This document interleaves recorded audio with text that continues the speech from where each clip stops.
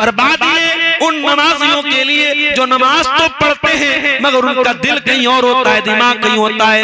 अल्लज़ीना हुम युराऊन, जो दिखावे के लिए नमाज पढ़ते हैं। एक नमाज वो भी पढ़ती थी मेरे नबी की बीवी, हम सब की प्यारी माँ हजरत आयशा नमाज पढ़ रही थी। कौन सी नमाज? चाश्त की नमाज। मौलवी साहब ये चाश्त की नमाज कौन सी होती है? हम तो फजर जानते हैं, जोहर जानते हैं, असर जानते हैं, मगरिब जानते हैं, इशा। ये चाश्त की नमाज कौन सी नई नमाज आ? हमें से कितने लोगों को मालूम भी नहीं होगा चाश्त की नमाज कौन सी होती है। अगर इंसान फजर की नमाज के बाद मुसल्ले पर बैठा रहे और बैठ करके अल्लाह का जिक्र करता रहे और जब सूरज निकल जाए और सूरज एक नेजा बुलंद हो जाए, यानी सूरज निकलने के तकरीबन 15-20 मिनट के बाद उठ करके इंसान अगर 2 रकात नमाज या 4 रकात नमाज पढ़े तो उसको एक हज और एक उम्रा का सवाब मिलेगा। और ये 4 रकात नमाज अगर पढ़ेगा तो उसके बदन के हर जोड़ की तरफ से दान करने का, सदका करने का सवाब वो पाएगा। एक नमाज आपको हज और उम्रा का सवाब भी दे रही है और आपके बदन के हर जोड़ की तरफ से दान देने का और सदका करने का सवाब भी आपको मिल रहा है। ये नमाज होती है चाश्त की नमाज, इसको इशराक की नमाज भी बोलते हैं। हजरत आयशा रज़ियल्लाहु ताला अन्हा चाश्त की नमाज पढ़ रही थी, उनका भांजा उनसे मिलने के लिए आया, भतीजा उनके भाई का बेटा उनसे मिलने के लिए आया। देखा मेरी फूफी जान नमाज पढ़ रही है। कासिम बिन मोहम्मद उनसे मिलने के लिए आए, देखा मेरी फूफी जान नमाज पढ़ रही है और सूरह तूर की आयत पढ़ रही थी हजरत आयशा, फमन्नल्लाहु अलैना व वक़ाना अज़ाबस समूम। सूरह तूर में अल्लाह ने फरमाया जब जन्नती जन्नत में जाएंगे तो कहेंगे ऐ अल्लाह तेरा एहसान है हम पर कि तूने जहन्नम की गरम गरम हवाओं से हमको बचा लिया। फमन्नल्लाहु अलैना व वक़ाना अज़ाबस समूम, ऐ अल्लाह तूने जहन्नम की आग से हमको बचा लिया, तेरा बहुत बड़ा एहसान है।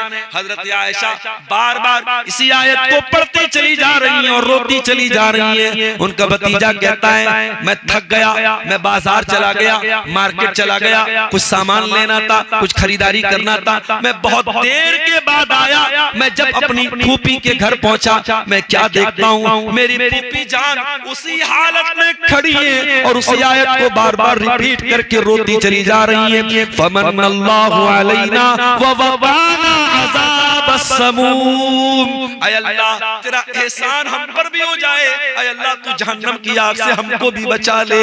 हजरत आयशा ये आयत पढ़ पढ़ के रोती चली जा रही है और अपने आप को जहन्नम से बचने की दुआ करती चली जा रही है। एक नमाज वो भी थी मेरे प्यारे साथियों, एक नमाज हम भी पढ़ते हैं। हम तो नमाज जो नहीं पढ़ते हैं उनसे क्या शिकवा करना, जो बेचारे पढ़ते भी हैं वो ऐसा पढ़ते जैसे बहुत बड़ा एहसान कर रहे हो। मेरे प्यारे साथियों आप नमाज पढ़ के किसी पर एहसान नहीं कर रहे हो। नमाज पढ़ो तो पूरे इकामत के साथ पढ़ो, नमाज कायम करके पढ़ो, नमाज को उसके तरीके से पढ़ो। नमाज का टाइम हो तो फौरन जल्दी से मस्जिद की तरफ जाओ, सुस्ती न करो, काहिली मत करो, जो कि अल्लाह ने कुरान में फरमाया वइज़ा क़ामू इलस्सलाति क़ामू कुसाला।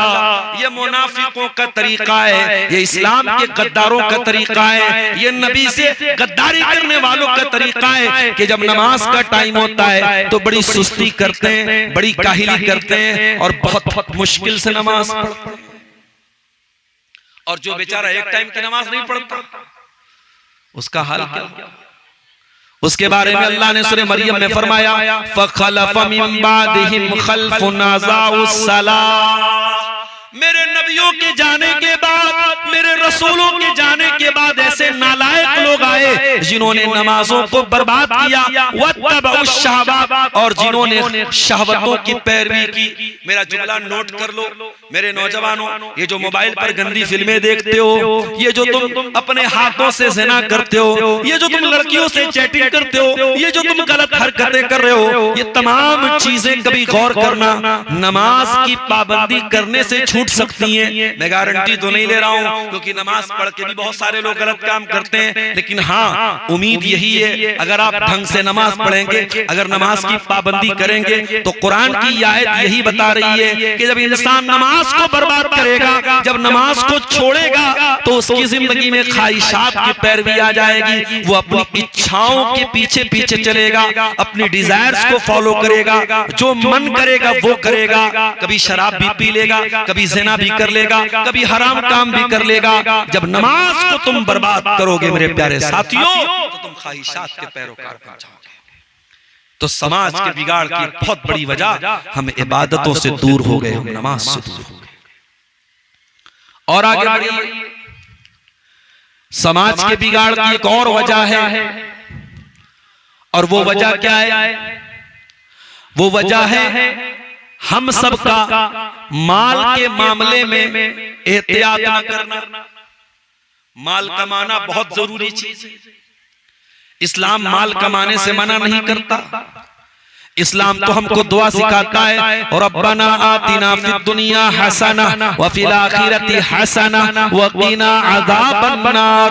ऐ अल्लाह, दुनिया में भी भलाई अता फरमा, आखिरत में भी भलाई अता फरमा, जहन्नम की आग से बचा ले। अल्लाह के नबी तो दुआ किया करते थे, अल्लाहुम्मा इन्नी अस्अलुकल हुदा वत्तुका वल अफ़ाफ़ वल ग़िना। ऐ अल्लाह, मैं चार चीजें तुझसे मांगता हूँ, तुझसे हिदायत मांगता हूँ, तुझसे तक़वा मांगता हूँ, तुझसे पाक दामनी मांगता हूँ, और ऐ अल्लाह तुझसे मालदारी मांगता हूँ, तुझसे बेनियाजी मांगता हूँ। इतना माल दे दे, इतना सामान दे दे, किसी का मोहताज न होना पड़े, किसी के आगे हाथ न फैलाना पड़े। ऐ अल्लाह, इतना बेनियाज। इस्लाम माल कमाने की तालीम देता है। इस्लाम भीख मांगने की तालीम नहीं देता है। इस्लाम गदागरी की तालीम नहीं देता है। लेकिन हाँ मेरे प्यारे साथियों, इस्लाम ये भी कहता है माल कमाने निकले हो तो ये देखो हलाल तरीके से कमा रहे हो कि हराम तरीके से कमा रहे हो। और ये भी सुन लो, कुछ हराम तरीके ऐसे होते हैं जो हमको क्लियर तरीके से लगता है कि हाँ ये हराम है। जैसे चोरी करना, सबको लगता है कि हाँ यार चोरी तो गलत है। रिश्वत लेना, सबको लगता है हाँ ये गलत है। डाका डालना, सबको लगता है कि हाँ ये गलत है। लेकिन बैंक में हमने 1 लाख रुपया जमा कर दिया और अगले साल हमको 1,05,000 मिल गया, 1,10,000 मिल गया। ये 5,000 जो एक्स्ट्रा मिला, तो लोगों को लगता है ये क्यों हराम है, ये क्यों हराम है। बैंक में हमने पैसा रखा, बैंक ने हमारे पैसे से कमाया, तो बैंक ने अगर हमने 1 लाख रुपया दिया और उस पर बैंक ने हमको 5,000 रुपया इंटरेस्ट कर दिया, तो क्या गलत है? लोगों को ये गलत नहीं लगता है। कोई कंपनी आती है, कहती आओ हमारी कंपनी के साथ तुम जुड़ जाओ, और तुम हमारी कंपनी में और लोगों को भी जोड़ दो। तुम सबको जोड़ोगे तो तुमको इतना पैसा मिलेगा। फटाफट लोग जुड़ने लगते हैं और लोगों को लगता है इसमें कुछ गलत भी नहीं है। इसी तरीके से आजकल ऑनलाइन करेंसी ट्रेडिंग हो रही है। ऑनलाइन लोग करेंसी की ट्रेडिंग कर रहे हैं। ये बात लोगों को लगता है कि भाई हम कंप्यूटर पर बैठ के दिमाग लगा रहे हैं, करेंसी की ट्रेडिंग कर रहे हैं, गोल्ड की ट्रेडिंग कर रहे हैं, तो क्या गलत है?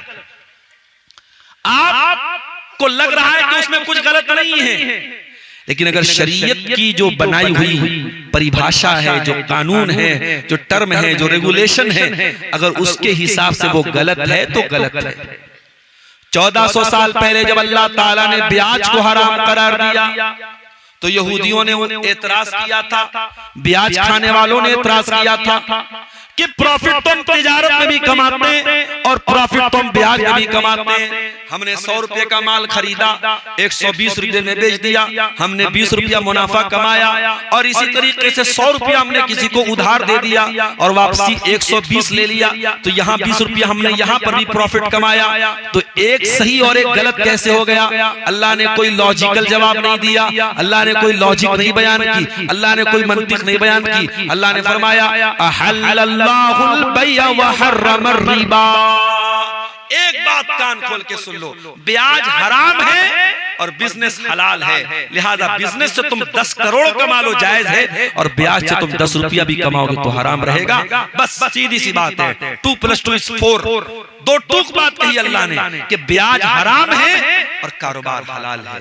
मेरे प्यारे साथियों, आज ऑनलाइन गेमिंग के जरिए कोई अगर 1 करोड़ कमा लेता, अभी मैं कलियाचक में प्रोग्राम था जुमा वाले दिन, हमारे एक साथी भी यहाँ मौजूद है, वो गए थे साथ में, वहां एक भाई के बारे में किसी ने बताया कि वो ड्रीम 11 पर 1 करोड़ रुपया वो जीत गया और मकान बड़ा आलीशान बना लिया, उसको लोग करोड़पति बोलते हैं। तो उसको देख करके अगर कोई ड्रीम 11 पर जाकर के गेम खेलने लगे और कहे कि साहब हमारे कलियाचक में कोई 1 करोड़ कमा चुका है, तो किसी के 1 करोड़ कमा लेने से ड्रीम 11 जायज नहीं हो जाएगा।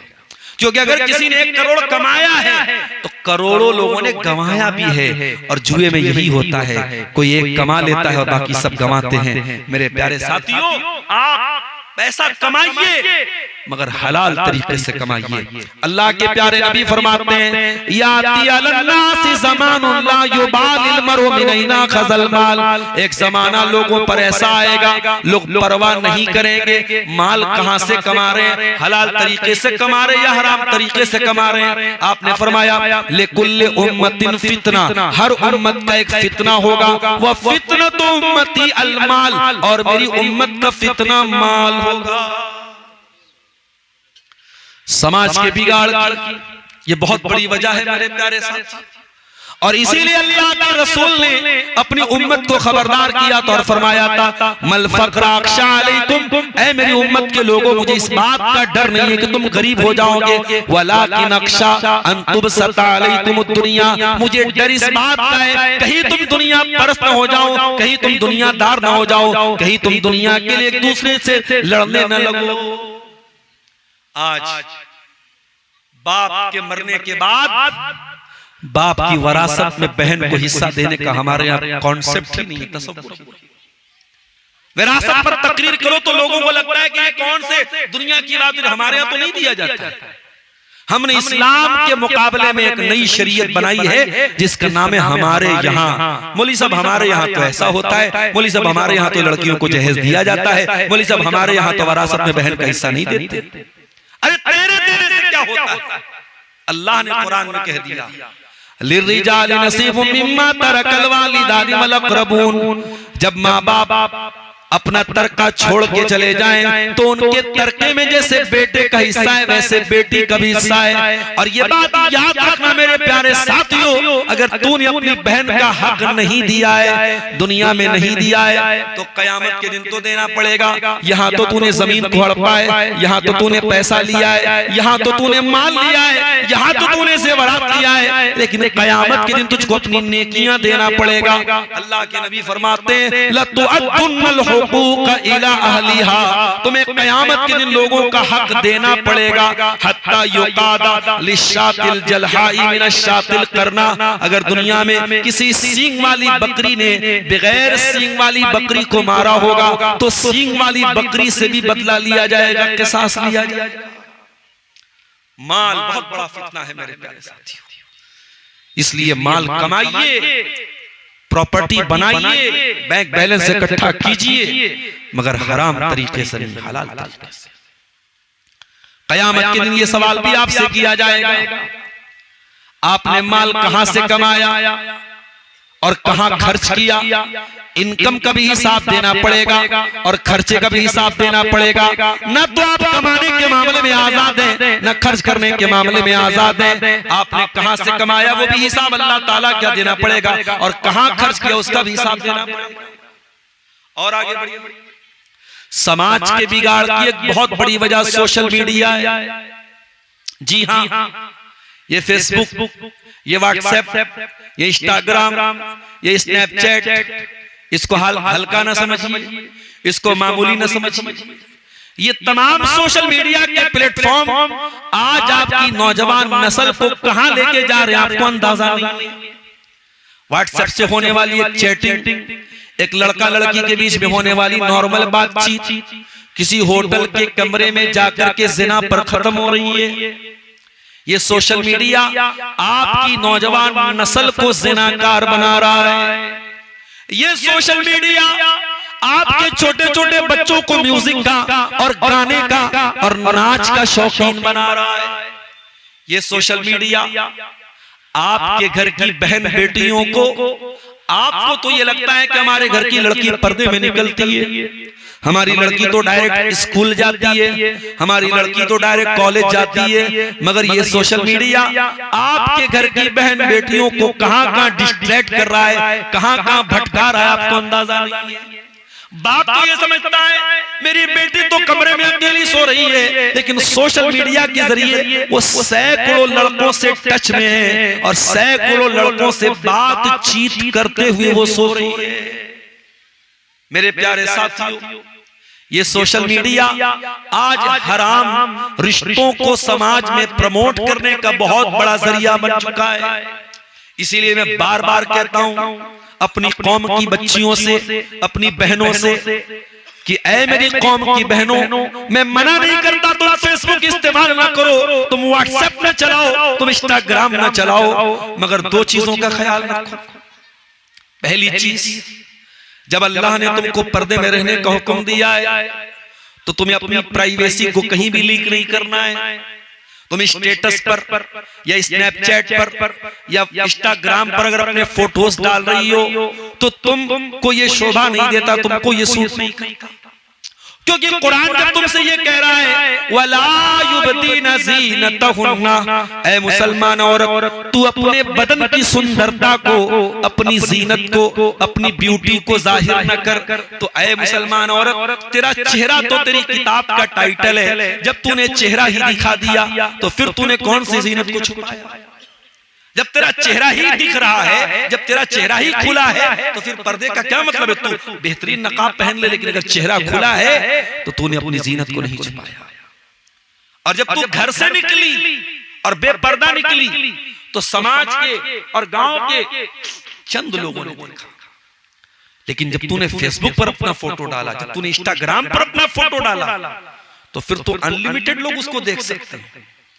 और आज का दौर एआई का दौर है, तेरी फोटो लगा करके कहां यूज की जाएगी, तेरी तस्वीर का कैसा वीडियो बनाया जाएगा तू नहीं जानती है। तो पहला काम तो ये करो मेरी बहनों के, खबरदार सोशल मीडिया पर अपनी कोई तस्वीर मत डालो। और दूसरी बात ये है, अगर कोई लड़का आपसे राहो रस्म बढ़ाने की कोशिश कर रहा है इंस्टाग्राम के जरिए, स्नैपचैट के जरिए, फेसबुक के जरिए, अगरचे वो आपको अपना दीनी भाई, अपना दीनी बहन आपको कह रहा है, अपने आप को दीनी भाई कह रहा है, खबरदार खबरदार, बहुत एहतियात करना, किसी प्यार और मोहब्बत के झांसे में ना आना। ये प्यार का नारा लगाकर और प्यार का नाम लेकर के ये लोग तुम्हारी इस्मत और इज्जत को लूटना चाह रहे हैं। इनका हाथ तुम्हारी इज्जतों पर, ये अपना हाथ तुम्हारी इज्जत पर डालना चाह रहे हैं। मेरी प्यारी माँ बहनों, सोशल मीडिया को अपनी इस्मत और इज्जत को लुटवाने का जरिया मत बनने देना। नबी अकरम ने फरमाया ला यखलुवन्ना रजुलुन बिइम्रातिन इल्ला वसालिसुहुम अश-शैतान, खबरदार कोई मर्द किसी औरत के साथ अकेले में न रहे वरना तीसरा शैतान होगा। ओ मेरी प्यारी बहनों, जब तुम व्हाट्सएप पर किसी लड़के से चैटिंग कर रही हो तो वहां पर भी तीसरा शैतान है। जब तुम्हारे फेसबुक मैसेंजर पर कोई आकर के सलाम कर रहा है वहां पर भी तीसरा शैतान है। जब स्नैपचैट पर तुम किसी लड़के को अपना फोटो भेज रही हो वहां पर भी तीसरा शैतान है। तीसरा शैतान हर जगह मौजूद है। यहां तक के मौलवी साहब कुरान पढ़ाने आ रहे हैं, लड़की जवान हो चुकी है, 13-14 साल की बालिग लड़की हो चुकी है, उनका किसी मर्द का और खासतौर से जवान मर्द का आकर के कुरान पढ़ाना ये भी गलत है। सुन लो मेरी बात, हो सकता है आपके यहाँ इसको गलत ना समझा जाता हो, मगर शरीयत की नजर में ये गलत है। एक जवान लड़की को किसी जेंट्स का, वो भी अकेले में आकर के ट्यूशन पढ़ाना ये गलत है। और हदीस की रोशनी में वहां पर भी तीसरा शैतान है और बहुत सारे कांड हो चुके हैं, बहुत सारी घटनाएं घटित हो चुकी हैं। मेरे प्यारे साथियों, सोशल मीडिया आज हराम खलवतों का बहुत बड़ा जरिया बन चुका है। बहुत आसान है मजलिस में माज़ अल्लाह और सुभान अल्लाह कह देना, लेकिन खलवत में, तन्हाई में गुनाहों से बचना बहुत मुश्किल है मेरे प्यारे साथियों।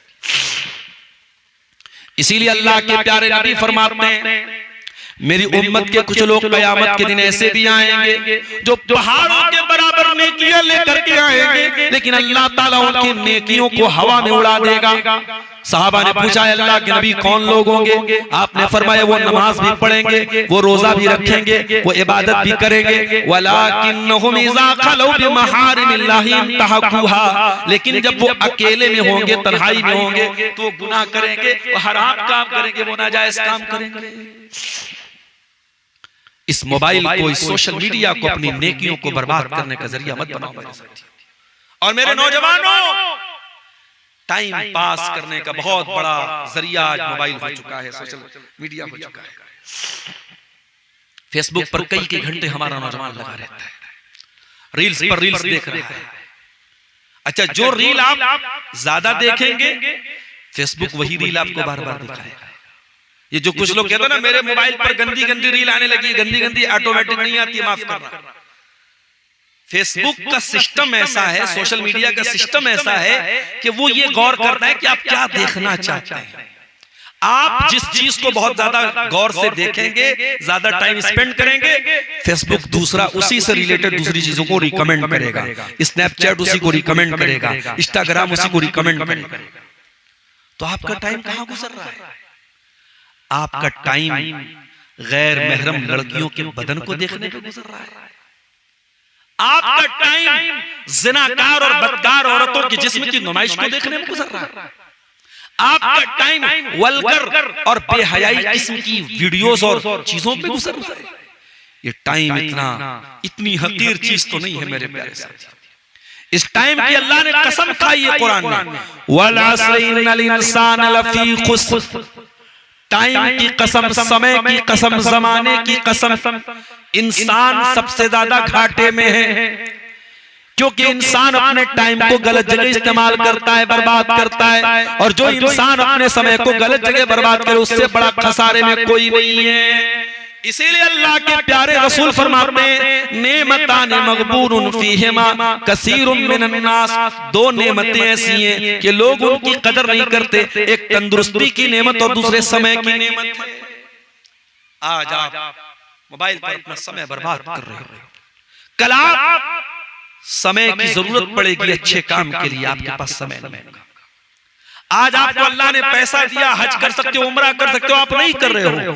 कल हड्डियां कमजोर हो जाएंगी, व्हील चेयर पे आपको हज करने, उम्रा करने जाना पड़ेगा, तो आप पछताएंगे कि काश मैंने पहले हज कर लिया होता, पहले उम्रा कर लिया होता। मेरे प्यारे साथियों, अपनी जवानी की और अपने समय की कदर करो। और आगे बढ़िए। समाज के बिगाड़ की एक बहुत बड़ी वजह हमारे रिश्तों की, हमारे खानदान में रिश्तों का टूट जाना। हर गांव में, हर घर में कहीं भाई भाई से नाराज है, कहीं चचा भतीजे से नाराज है, कहीं बाप बेटे से बातचीत बंद करके बैठा है, कहीं माँ बेटे में बातचीत बंद है, कहीं सास और बहू में ठनी हुई। मेरे प्यारे भाइयों, मेरी प्यारी माँ और बहनों, ये बात याद रखो कि जो हमारे रिश्तेदार होते हैं, और खास तौर से रिश्तेदार कौन होते हैं? जो माँ बाप के जरिए जो रिश्ते हमसे जुड़ते हैं। जैसे माँ के जरिए कोई हमारी नानी है, कोई नाना है, कोई खाला है, कोई खालू है, ये सब रिश्ते माँ के जरिए जुड़ते हैं। बाप के जरिए कोई चाचा है, कोई ताया है, कोई दादा है, कोई दादी है, कोई फूफी है, ये सब रिश्ते बाप के जरिए जुड़ते हैं। तो जो रिश्ते माँ बाप के जरिए बनते हैं, इनको अरहाम कहते हैं, अरहाम। और ये रिश्ते अगर इनको आप तोड़ेंगे, अगर आप रिश्तों को तोड़ेंगे, तो अल्लाह क्या आपको बहुत जबरदस्त पकड़ होगी। अल्लाह ताला की, अल्लाह के नबी हर खुतबे में सूरह निसा की पहली आयत पढ़ते थे, और उस आयत में ये आयत भी आप, ये टुकड़ा भी आप सुनते हैं, फत्तकुल्लाहल्लज़ी तसाअलून बिही वल अरहाम। ऐ मेरे बंधु, अल्लाह से डरो और रिश्तों को तोड़ने से डरो, रिश्तों को न तोड़ो। अपनी औलाद से रिश्ता तोड़ देने वालों, औलाद से अगर कुछ गलती भी हो जाए तो रिश्ता न तोड़ो। ओ अपने माँ बाप से रिश्ता तोड़ने वालों, माँ बाप अगर अन्याय भी कर दे, अत्याचार भी कर दे, तो माँ बाप से रिश्ता न तोड़ो। ओ भाई भाई से रिश्ता तोड़ने वालों, एक ही माँ के पेट में दोनों पैदा हुए, एक ही माँ का बाप का खून दोनों के बदन में दौड़ रहा है। बचपन में साथ में खेले भी थे, बचपन में एक दूसरे के लिए थप्पड़ भी खाया था, और आज जवान हो गए तो जमीन के लिए भाई से लड़ रहा है, जायदाद के लिए भाई से लड़ रहा है। अरे ये जमीन यही छोड़ के जाएगा, ये जायदाद यही छोड़ के जाएगा, ये माल यही छोड़ के जाएगा। जाकर के भाई को गले लगा ले, जाकर के बहन से अपना शिकवा दूर कर ले। रिश्तों को तोड़ने वाले न बनो, जोड़ने वाले बनो। रिश्तों को जोड़ने वाले बनो मेरे साथ। अल्लाह ने जब दुनिया को पैदा किया तो रिश्ता खड़ा हो गया, और रिश्ता अल्लाह ताला के दामन में जाके पनाह ले लेता है और कहता है कि अल्लाह, अगर दुनिया में कोई रिश्ता तोड़ेगा तो तेरी ही पनाह लेगा। तो अल्लाह ने रिश्ता से कहा, अमा तर्दीना अन असिल मन वसलके व अक़ता मन क़ताके, ऐ रिश्ता, क्या तू इस बात पर खुश नहीं है कि जो तुझे जोड़ेगा मैं उसे जोड़ूंगा, जो तुझे काटेगा मैं उसे काटूंगा। रिश्तों को काटने वाले न बनो मेरे साथियों। और एक बात बोलता हूं, दुनिया में आज जमीन की बड़ी वैल्यू है। इसी बिहार में किसी अच्छी जगह आपको जमीन मिल रही हो, कीमती जमीन मिल रही हो, और कोई कहे कि मौलवी साहब आपको हम जो है एक हिस्सा या इतनी जमीन हम आपको दे रहे हैं, तो आप तो बड़े खुश हो जाएंगे, साहब हमको कीमती जमीन मिल रही है। आओ, दुनिया की सबसे कीमती से कीमती जगह जिसके सामने फेल है, बेकार है, वो जन्नत है मेरे प्यारे साथी। जन्नत में एक स्क्वायर फीट का एरिया, एक कोड़ा रखने की जगह अल्लाह के नबी फरमाते दुनिया की तमाम नेमतों से बेहतर है। उस जन्नत में एक महल आपको मिलेगा, बस एक काम करना है। क्या काम करना है? आपको अपनी नाक को कुर्बान करना है, अपने अहंकार को कुर्बान करना है, अपने ईगो को कुर्बान करना है। अल्लाह के नबी फरमाते हैं, अना ज़ईमुन बिबैतिन फी रबदिल जन्नह, मैं जन्नत में एक मकान की गारंटी देता हूँ उस इंसान को, लिमन तरकल बिरा व इन काना मुहिक्कन, जो हक पर होने के बावजूद झगड़ा छोड़ दे। आप सही है, सामने वाला गलत है, आपको पता है कि मैं सही हूं और वो गलत है, लेकिन झगड़ा खत्म हो जाए। झगड़े को खत्म करने के लिए आप जाके गले मिल लेते हैं, बात खत्म कर लेते हैं, तो बदले में अल्लाह के नबी फरमाते हैं कि आपको जन्नत में महल मिलेगा। मेरे प्यारे साथियों, अगर अपनी झूठी नाक और झूठी शान और झूठा अहंकार अगर कुर्बान करके हमको जन्नत में अगर महल मिल रहा है, तो ये कोई घाटे का सौदा नहीं। ये अहंकार लेके कहां जाओगे? अरे इसी मिट्टी से पैदा हुए थे, मिनहा खलकनाकुम मिनहा खलकनाकुम व मिनहा नुखरिजुकुम व फीहा नुईदुकुम तारतन उखरा। इसी मिट्टी से हमने तुमको पैदा किया है, इसी मिट्टी से निकालेंगे और इसी मिट्टी में तुमको दोबारा हम लौटाएंगे। इसी मिट्टी से तुम पैदा हुए थे और मरने के बाद इसी मिट्टी में दोबारा जाओगे और कयामत के दिन इसी मिट्टी से निकलोगे। ऐ मिट्टी से पैदा होने वाले इंसान, अहंकार क्यों करता है, गुरूर क्यों करता है? I am something, I am better than him, मैं हूं, मैं कुछ हूं। अरे छोड़ दे ये सब कहना, तू कुछ नहीं है, तू मुश्ते खाक है, तू मिट्टी से पैदा होने वाला हकीर इंसान है। ऐ इंसान, तकब्बुर न कर, गुरूर न कर, अहंकार न कर, गले मिल जा, भाई को जाके गले मिल जा, बहन से जाके अपना शिकवा खत्म कर दे। मेरी प्यारी माँ और बहनों, आज आपके दरमियान घरों में भाई भाई मिलजुल के रहते हैं। जब घर में बहुएं आती हैं, चार घर की बहुएं आती हैं, चार तरह की आती हैं, तो भाई भाई में भी झगड़ा शुरू हो जाता है। अरे ठीक है, सबका मिजाज एक जैसा नहीं रहता है। बड़ा भाई अगर ये सोचता है कि छोटा भाई 100% मेरे मन के मुताबिक हो जाए, पॉसिबल नहीं। छोटा भाई ये सोचे बड़ा भाई 100% मेरे मन के मुताबिक हो जाए, नहीं हो सकता है। मिजाज मेल नहीं खाता है, न खाए, लेकिन झगड़ा तो मत रखो, दुश्मनी तो मत रखो, हसद तो न करो, जलन तो न रखो, एक दूसरे की जमीन पर कब्जा तो न करो, एक दूसरे का हक तो न मारो। आज समाज में जो बिगाड़ पाया जा रहा है मेरे प्यारे साथियों, उसमें बहुत बड़ी वजह खानदानों में ये जो झगड़े और लड़ाई चल रहे हैं, ये भी बहुत बड़ी वजह है। और आगे बढ़िए, समाज में बिगाड़ की एक बहुत बड़ी वजह समाज में इल्म का न होना है। आज कितने लोग हैं जिनके पास दीन की बेसिक जानकारी भी नहीं है। कितने लोग ऐसे जिनको तौहीद के बारे में कुछ भी पता नहीं, रसूल के बारे में कुछ भी पता नहीं। जो कब्र में 3 सवाल किया जाएगा, मन रब्बू का, मन नबियों का, मा दीनों का, तेरा रब कौन है, तेरे नबी कौन है, तेरा दीन क्या है, कितने लोगों को वो भी नहीं मालूम है। बड़ी बेसिक सी बातें दीन की। आज लोगों को नहीं मालूम। हाँ, खेती बाड़ी करने वाले को खेती बाड़ी के बारे में सब पता है, पॉलिटिक्स करने वाले को पूरा पता है कि नीतीश कुमार की पार्टी कितनी जीतेगी और आरजेडी कहां से कितना जीतेगी और बीजेपी कितना, सब पूरा वो एनालाइज करके बैठा रहता है इलेक्शन के पहले। तुझे दुनिया की इतनी नॉलेज है और तू दीन के मामले में इतना जीरो है। अल्लाह कुरान में कहता है यालमून ज़ाहिरम मिनल हयातिद दुनिया व हुम अनिल आखिरति हुम गाफिलून। मेरे बंदो, तुम दुनिया की इतनी नॉलेज रखते हो लेकिन आखिरत से बिल्कुल गाफिल हो। तुमको अपने दीन की कोई खबर नहीं, तुमको आखिरत की कोई चिंता नहीं, कोई फिक्र नहीं। मेरे प्यारे भाइयों, अपने बच्चों को दुनिया की नॉलेज दो, मैं मना नहीं करता, लेकिन दीन की इतनी नॉलेज दे दो। अपने गांव में मस्जिदों में ऐसा मकतब कायम करो, ऐसे मदरसे कायम करो। बच्चा अगर स्कूल भी जा रहा है, बच्चा अगर स्कूल की तालीम भी हासिल कर रहा है, तो कम से कम मस्जिद में मौलवी साहब के पास, हाफिज साहब के पास 1 घंटा 2 घंटा आपका बच्चा और बच्ची इतनी तालीम हासिल कर ले कि दुनिया के किसी कोने में चला जाए, उसके पास दीन की बेसिक नॉलेज होनी चाहिए।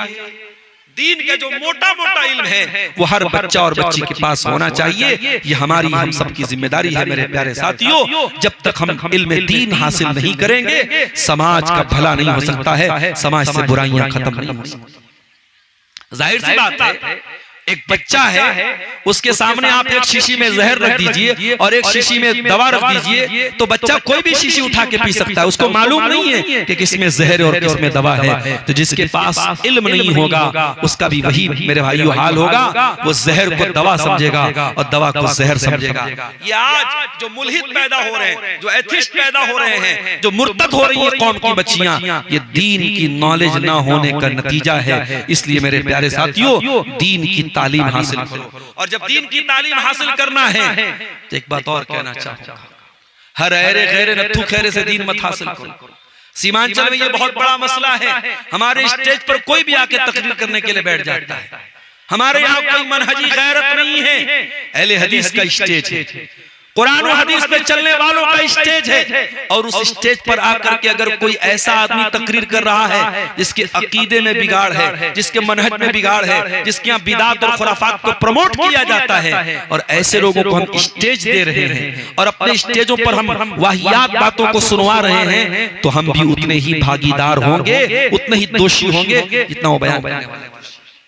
इसी सीमांचल के एरिया में और इसी इलाके में हम ऐसी एक्टिविटीज को और ऐसे इज्तिमाआत को प्रमोट करते हैं और हमारी जमात के लोग उसमें फंडिंग करते हैं और उसमें हिस्सा लेते हैं, जिन जमातों के बारे में हमें पूरी तरीके से मालूम है, हम यकीन के साथ ये बात जानते हैं कि उनका मनहज गलत है, उनके यहाँ बिदात है, उनके यहाँ उनकी किताबों में शिरकिया चीजें भी लिखी हैं। और आज अहले हदीस नौजवान उनकी तरफ माइल हो रहा है।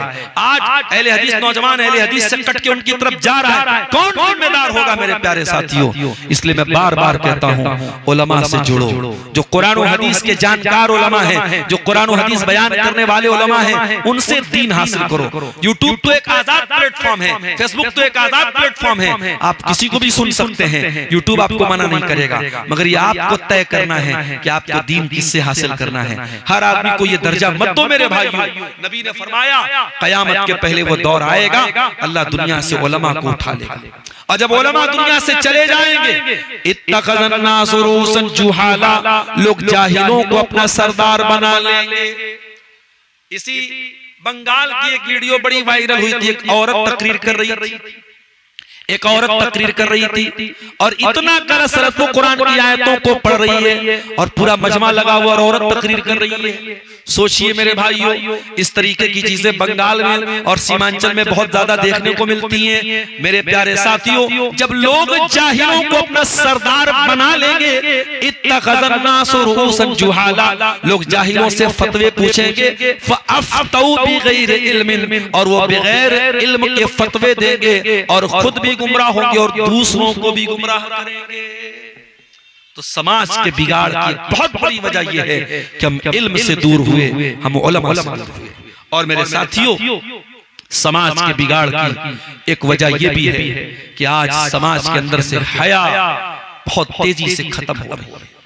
चाहे वो नौजवान मर्द हो, चाहे औरतें हो, चाहे बूढ़े हो, अगर कोई चीज हमारे समाज से सबसे ज्यादा कम हो रही है तो वो हया कम हो रही है मेरे प्यारे साथी। अल्लाह के नबी ने फरमाया कि पहले के नबियों से जो कलाम हमको मिला है उसमें एक बात ये भी हमको मिली है, इज़ा लम तस्तही फस्ना मा शीता, अगर तुम्हारे अंदर हया नहीं है तो तुम कुछ भी कर सकते हो। अगर हया आपके अंदर से चली जाएगी तो आप कुछ भी कर सकते हो। आज हमारा नौजवान चाहे मर्द हो चाहे औरतें हो, बड़ी तेजी से हम बेहयाई की तरफ बढ़ रहे हैं मेरे साथियों। हया को प्रमोट करो, अपने बच्चों को हयादार बनाओ, अपनी बेटियों को हया वाला बनाओ। घर में मोबाइल का अगर इस्तेमाल हो रहा है तो देखो कहीं ऐसा तो नहीं मोबाइल के जरिए बच्चे बेहया हो रहे हैं। गौर करो कि घर के अंदर बेहयाई कहां से आ रही है। हम जिस नबी का कलमा पढ़ते हैं वो नबी तो इतने हया वाले थे। हजरत अबू सईद खुदरी कहते हैं काना अशद्द हया मिनल अज़राई फी खिदरिहा, अल्लाह के नबी कुंवारी लड़कियों से ज्यादा शर्म व हया वाले थे। आज बेहयाई का वो दौर आया है, गंदी गंदी गालियां छोटे छोटे बच्चे दे, गालियां छोटे छोटे बच्चे दे।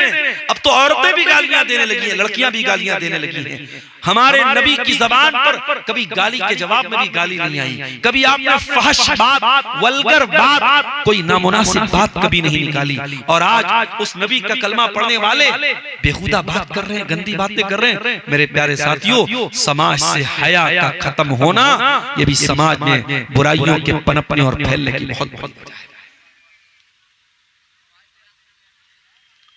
समाज में ये जो बुराइयां फैल रही हैं, बढ़ रही हैं, उसकी एक वजह और बयान करके मैं अपनी गुफ्तगू को खत्म करूंगा। और चूंकि आप जानते हैं ये प्रोग्राम चंदे का है और उससे पहले और उलमा ने भी चंदे के मुतालिक तकरीर की है। आखिर में आप हजरात से थोड़ा चंदे की भी अपील है, आप जाते जाते इदारे का ताउन करेंगे इंशाअल्लाह। आखिरी बात मेरे प्यारे साथी, समाज में जो बुराइयां हैं, जो बदअखलाकियां हैं, उसकी एक बहुत बड़ी वजह समाज के अंदर नशे का बढ़ता हुआ रुझान।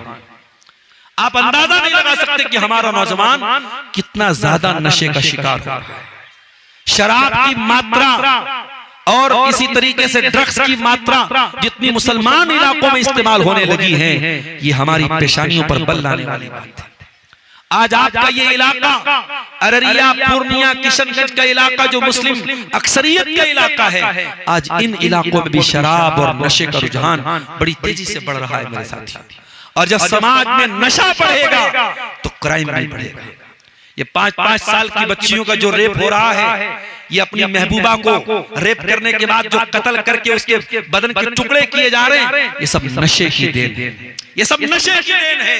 और ये बात याद रखो, इस्लाम ने शराब को सिर्फ हराम नहीं करार दिया। इस्लाम ने जब शराब को हराम किया तो अल्लाह ने कहा रिजसुन, ये गंदी चीज है। अल्लाह डायरेक्ट बोल देता शराब हराम है, अल्लाह ने कहा रिजसुन, गंदी चीज है। मीना अमली शैतान, ये शराब शैतान की चीज है, शैतान का काम है। फजतनिबू, शराब से बचो, जुआ से बचो, लअल्लकुम तुफ्लिहून, तभी तुम कामयाब हो सकते हो। जब तक तुम शराब से नहीं बचोगे, जब तक तुम नशे से नहीं बचोगे, तुम कामयाब नहीं हो सकते। मेरे नौजवानों, अगर आप में से कोई शराब के या किसी भी तरीके के नशे में मुब्तला है, अल्लाह के वास्ते तौबा कर लो। ये रात का वक्त है, जाकर के अल्लाह के सामने गिड़गिड़ा लो, माफी मांग लो और हर किस्म के नशे से अपने आप को दूर कर लो मेरे साथियों। उस्मान गनी कहते हैं इन्नल खम्र उम्मुल खबाइस, ये शराब तमाम गंदगियों की जड़ है, तमाम बेहयाइयों की जड़ है, तमाम बुराइयों की जड़ है।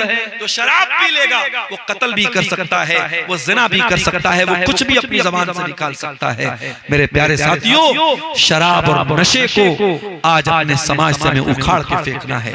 अगर किसी घर में कोई लड़का शराब पी रहा है, या तो उसका बाइकआउट करो या फिर उसका इलाज करवाओ या ऐसी कोई सख्ती करो। हर गांव में इस तरीके का सख्ती का माहौल पैदा किया जाए कि कोई नशा करने के पहले 1000 बार सोचे। मेरे प्यारे साथियों, जब तक अपनी नौजवान नस्ल को हम नशे से दूर नहीं करेंगे, हम समाज की बुराइयों को खत्म नहीं कर सकते हैं। मेरे अजीजों, समाज में पाई जाने वाली बुराइयों के ताल्लुक से ये चंद बातें मैंने आपके सामने बयान की हैं। आज का ये प्रोग्राम जो खोरागाच की इस धरती पर हर साल तकरीबन होता है, और मदरसे का ये प्रोग्राम है, और ये मदरसा आपके इलाके का कदीम इदारा है, और काफी तादाद में यहाँ बच्चे पढ़ रहे हैं, और 70-80 के करीब, मुझे जैसा कि बताया लोगों ने कि यहाँ बच्चे वो हैं जो हॉस्टल में भी रहते हैं, और वो उनकी तालीम का इंतजाम यहाँ मदरसे की तरफ से किया गया है। मैं आप सबसे अपील करता हूँ कि आप इस इदारे का ताउन करें, और माए बहनें भी जो मौजूद हैं, मैं जानता हूँ सर्दियों की रात है, और बड़े सब्र के साथ और सुकून के साथ आप बैठे रहे, और अब तक आपने तकरीरों को सुना है। मेरे प्यारे भाइयों और बहनों, आप जरूर आगे बढ़ करके इस इदारे का ताउन करें। जिम्मेदारों से मेरी अपील है कि खवातीन के दरमियान भी और मर्दों के दरमियान भी चादर घुमवा दें, ताकि जिसको जो ताउन करना है वो इदारे का करता रहे। अभी हमारे बाद इसी इलाके के कटिहार के सरजमीन के आपके बड़े पसंदीदा मुकर्रिर हैं, और वो चंदा भी बहुत खूबसूरत करते हैं, और नज़में भी बहुत अच्छी पढ़ते हैं।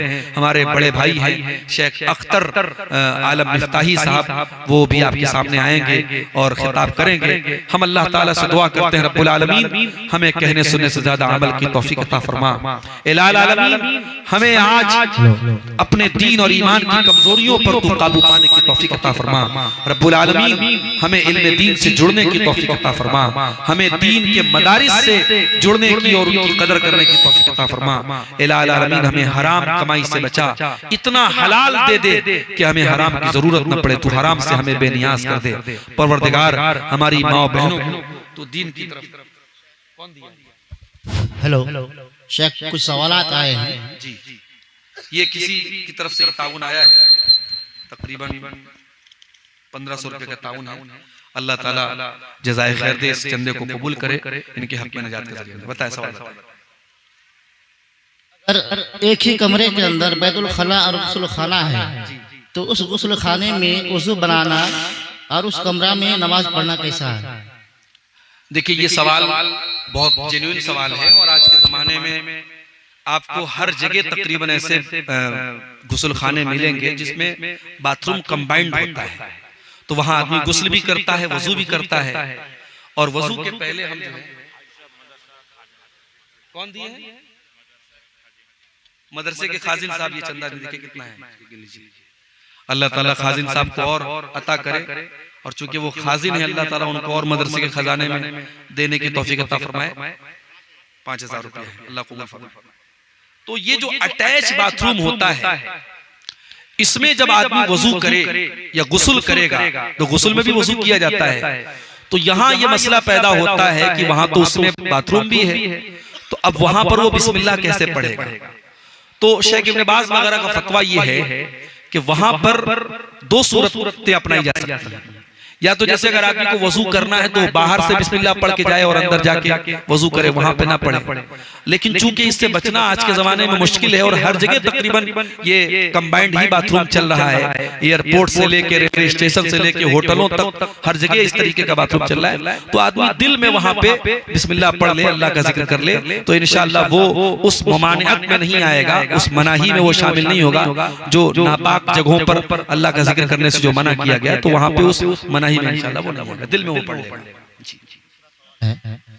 किसी औरत का हैज या अक्ली मुद्दत से ज्यादा, अगर उस औरत को हैज फिर से आए, तो क्या वो क्या करे? नमाज पढ़े या फिर छोड़ दे? देखिए, औरतों को जो पीरियड आता है तो उसमें एक साइकिल होता है।